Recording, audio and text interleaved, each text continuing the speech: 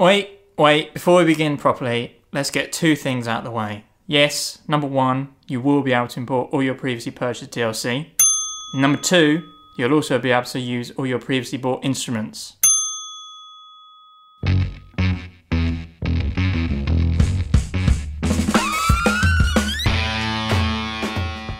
It's been a while, but Rock Band is back. As you're watching this footage and seeing me fuck up on the drums, you can probably tell that Rock Band 4 is very much more of the same, but that's not a complaint. You're still strumming on plastic guitars and beating clickety-clackety drum pads, but it still feels good. Whether it's with your mates or here with some other random games journos, the feeling of playing music together is still quite strong. To fully recreate that atmosphere of a fledgling band making their way to stardom, Harmonix and Mad Catz hosted the game's EU debut in the basement of a dark and dingy pub, where we got to play through a couple of the new songs and sit down for a chat with the creator of Guitar Hero and Rock Band, Daniel Sussman. My first big question really is, why now? Why is the time for Rock Band 4 now? It's a good question. I know it's the question that's sort of front of mind for a lot of people, and really there are two big pieces to our decision to come back. One is that we know there's an audience. It's funny, in the time since Rock Band 3, we've released quite a few products, and a lot of work that we're very proud of, and yet the primary response to just about everything that we've released is like, oh yeah, that's really interesting, where's Rock Band 4? And so, we know that there's a group of people that have never stopped playing Rock Band 3, and they're sort of hungry for a new title. They are transitioning to a new console, and so we know there's a market. When you finished up on Rock Band 3, did you at the time think this was it, we're not coming back to it again, or was there always something in the back of your mind saying, I think we will return to this someday? Oh, I think we knew that it would come back someday, and we said as much. I feel like at the core of Rock Band is a fantasy of what it is to play music and sort of, play in front of an audience and perform and perform with your friends. For me, Rock Band was a gateway into playing real drums. Have you had many other players say that's been their experience, and did you ever envision the game as maybe getting people into playing real instruments this way? Well, it's interesting. It's like the drums are not so far from the real thing. It's like when you think about guitar gameplay or bass, it's a simulation, and really what we're trying to do is capture a feeling.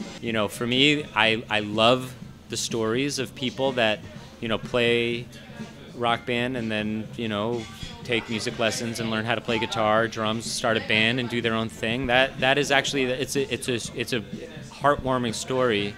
When we've just been playing earlier, it's very much that similar feel. It took me a song or two, but you kind of get back into the flow again. Is there anything kind of going on behind the scenes that's really fundamentally different, or are you keeping things very similar to previous games? Well, in terms of presentation, we really wanted to make sure that, we were presenting something that was familiar to people that had played the series. It's that there is sort of a riding a bike analogy here that, it's like we don't want to pull the rug out from you. We don't want to waste the time that you have spent getting good at this game. At the same time, we have some new gameplay. First and foremost, in the vocal features and, allowing singers to really sing off script and kind of express themselves and lean into their performance in a meaty way.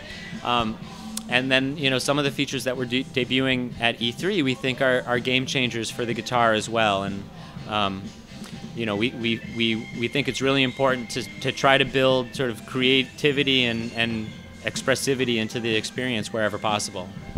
And when you were speaking earlier, you said about the audience kind of being fractured by some of the changes you made in Rock Band 3. Is that why you've decided not to include keyboard in 4 as well? Absolutely. In fact, it's one of the interesting things, is, we added drums and sort of bass and vocals to the experience in Rock Band 1, and then there was this mindset that, the way to innovate would be to add instruments or change the controllers or do something. And, we wanted to challenge that assumption, the idea that the only space for innovation is in adding saxophones and keyboards and whatever else is false. There's a lot that we can do in the software and a lot that we're doing in the software to really bring the experience forward. How do you see Rock Band 4 going forward from here after release? I mean, there's going to be more DLC tracks, of course, but could you envision it, say, going on instead of a piecemeal thing where you pick up packs every now and then? Could you see some kind of subscription model where you get rolling tracks, or what are your ideas for post-release? Yeah, I mean, it's funny. We haven't really thought about subscriptions or anything like that, but,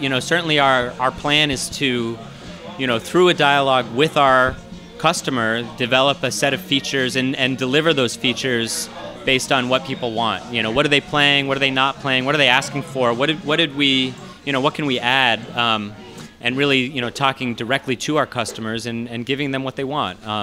And sort of building out from what we think is a really strong foundation with Rock Band 4. So that's it. It's really more Rock Band, but that's all we ever wanted anyway. Unless you prefer sipping fizzy water and discussing the politics of the Philippines. Anyway, when's it out, Dan? Rock Band 4 is coming to Xbox One and PS4 this holiday.